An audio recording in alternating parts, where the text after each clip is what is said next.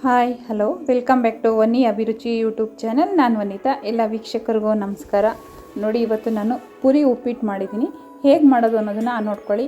ಹಾಗೆ ಹೊಸದಾಗಿ ನೋಡ್ತಾ ಇರೋರು ನನ್ನ ಚಾನಲ್ನ ಸಬ್ಸ್ಕ್ರೈಬ್ ಮಾಡೋದನ್ನು ಮರಿಬೇಡಿ. ಲೈಕ್ ಮತ್ತು ಶೇರ್ ಮಾಡಿ, ಕಮೆಂಟ್ ಮಾಡಿ. ಕಾಫಿ ಟೈಮ್ಗೆ ಇದೊಂದು ಸ್ನ್ಯಾಕ್ಸ್ ಥರ ಯೂಸ್ ಮಾಡ್ಕೋಬೋದು. ನೋಡಿ, ಪುರಿ ತೊಗೊಂಡಿದ್ದೀನಿ. ಹಾಗೆಯೇ ಹಸಿಮೆಣಸಿನ್ಕಾಯಿ, ಈರುಳ್ಳಿ, ಸಾಂಬಾರು ಸೊಪ್ಪು ಬೇಕಾಗುತ್ತೆ. ಮತ್ತು ನಾನು ಈ ಪುರಿನ ತೊಳ್ಕೊಬೇಕು, ನೀರಲ್ಲಿ ತೊಳ್ಕೊಬೇಕು. ಇವಾಗ ನಾವು ಸ್ಟವ್ ಆನ್ ಮಾಡಿಕೊಂಡು ಒಂದು ಪಾನ್ ಇಟ್ಕೊಂಡು ಎಣ್ಣೆ ಹಾಕೊಳ್ಳೋಣ. ಒಂದು ಸ್ಪೂನು, ಒಂದೂವರೆ ಸಾಕು. ಸಾಸಿವೆ ಹಾಗೆ ಕಡಲೆಬೇಳೆ ಮತ್ತು ಕಡಲೆ ಬೀಜ ಹಾಕ್ಕೊಳ್ಳೋಣ. ನಿಮಗೆ ಎಷ್ಟು ಕ್ವಾಂಟಿಟಿ ನಿಮಗೆ ಇಷ್ಟ ಆಗುತ್ತೆ ಅಷ್ಟು ಹಾಕ್ಕೊಳ್ಳಿ ಕಡಲೆ ಬೀಜನ. ನಾನೊಂದು 2-3 ಸ್ಪೂನಷ್ಟು ಹಾಕ್ಕೊಂಡಿದ್ದೀನಿ. ಚೆನ್ನಾಗಿರುತ್ತೆ ಇದು ಹಾಕ್ಕೊಂಡ್ರೆ.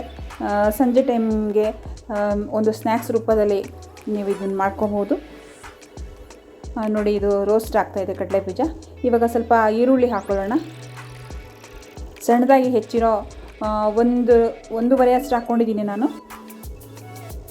ಹಾಗೆ ಸ್ವಲ್ಪ ಹಸಿಮೆಣಸಿನ್ಕಾಯಿ ಒಂದು 5-6 ಹಾಕ್ಕೊಂಡಿದ್ದೀನಿ, ಸ್ವಲ್ಪ ಖಾರ ಇರಲಿ ಅಂತ. ಹಾಗೆ ಕೊತ್ತಂಬರಿ ಸೊಪ್ಪು ಹಾಕ್ಕೊಂಡಿದ್ದೀನಿ, ಅಂದರೆ ಸಾಂಬಾರು ಸೊಪ್ಪು ಕೂಡ ಹಾಕ್ಕೊಂಡಿದ್ದೀನಿ.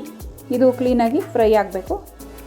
ಸ್ವಲ್ಪ ಉಪ್ಪು ಕೂಡ ಹಾಕ್ಕೋಬೇಕು. ಕರ್ಬೇವಿನ ಸೊಪ್ಪು ಡ್ರೈ ಆಗಿರೋದು ನನ್ನ ಹತ್ರ ಇತ್ತು, ಅದನ್ನು ಹಾಕ್ಕೊಂಡಿದ್ದೀನಿ ನಾನು. ಹಾಗೆ ಸ್ವಲ್ಪ ಉಪ್ಪು ರುಚಿಗೆ ಎಷ್ಟು ನೋಡಿಬಿಟ್ಟು ಹಾಕ್ಕೊಳ್ಳಿ. ಅರಿಶಿನ ಪುಡಿ ಒಂದು ಸ್ವಲ್ಪ ಹಾಕ್ಕೊಳ್ಳಿ. ಇದನ್ನು ಫ್ರೈ ಮಾಡ್ಕೊಳ್ಳಿ ಕ್ಲೀನಾಗಿ. ಓಕೆ, ಇದು ಆಗಿದೆ. ಇವಾಗ ನೋಡಿ, ಇವಾಗ ನಾನು ಈ ಒಂದು ಪುರಿ ನೋಡಿ ಹೇಗೆ ತೊಳೆಯೋದು ಅಂತ ತೋರಿಸ್ತಾ ಇದ್ದೀನಿ. ಇದನ್ನು ಒಂದು ಬೌಲಲ್ಲಿ ನೀರು ಇಟ್ಕೊಂಡು ನೋಡಿ ಈ ಥರ ಕ್ಲೀನಾಗಿ ತೊಳಿಬೇಕು. ಏಕೆಂದರೆ ಇದರಲ್ಲಿ ತುಂಬ ಡಸ್ಟ್ ಇರುತ್ತೆ. ಹೊರಗಡೆ ಎಲ್ಲ ಇಟ್ಟಿರ್ತಾರೆ ನೋಡಿ, ಡ್ರೈ ಆಗಿ.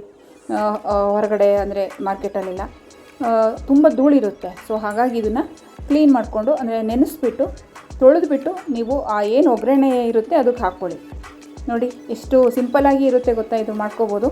ಈಗ ನೆನೆಸೋದು ಅಂತೇನಿಲ್ಲ, ತಕ್ಷಣ ತೊಳ್ಕೊಂಡು ಎರಡು ಸಲ ತೊಳ್ಕೊಂಡು ಅದನ್ನು ಡೈರೆಕ್ಟಾಗಿ ಹಾಕ್ಕೊಳ್ಳಿ. ಓಕೆ,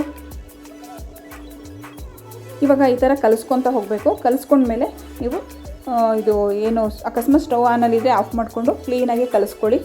ಮತ್ತು ನಿಂಬೆಹಣ್ಣು ಹಾಕ್ಕೊಳ್ಳಿ. ರುಚಿಗೆ ತುಂಬ ಚೆನ್ನಾಗಿರುತ್ತೆ. ಒಂದು ಅರ್ಧ ನಿಂಬೆಹಣ್ಣು ಹಾಕ್ಕೊಳ್ಳಿ, ಜಾಸ್ತಿ ಬೇಡ. ಸಾಂಬಾರು ಸೊಪ್ಪು ಹಾಕ್ಕೊಂಡು ಗಾರ್ನಿಷಿಗೆ ಯೂಸ್ ಮಾಡ್ಕೊಳ್ಳಿ. ತುಂಬ ಹೆಲ್ತಿಯಾಗಿರುತ್ತೆ. ಎಲ್ಲರಿಗೂ ಇಷ್ಟ ಆಗುತ್ತೆ, ಮಕ್ಕಳಿಗೂ ಇಷ್ಟ ಆಗುತ್ತೆ, ದೊಡ್ಡವ್ರಿಗೂ ಇಷ್ಟ ಆಗುತ್ತೆ. ಕಾಫಿ ಟೈಮ್ಗೆ ಇದೊಂದು ಸಿಂಪಲ್ಲಾಗಿ ಒಂದು ಸ್ನ್ಯಾಕ್ಸು ತುಂಬ ಚೆನ್ನಾಗಿರುತ್ತೆ. ಕಾಫಿಗೆ ಇಷ್ಟ. ಬೆಳಗ್ಗೆಗೂ ಕೂಡ ಮಾಡ್ಕೋಬೋದು, ಸಂಜೆ ಟೈಮ್ಗೂ ಕೂಡ ಮಾಡ್ಕೋಬೋದು ಸ್ನ್ಯಾಕ್ಸ್ ರೂಪದಲ್ಲಿ.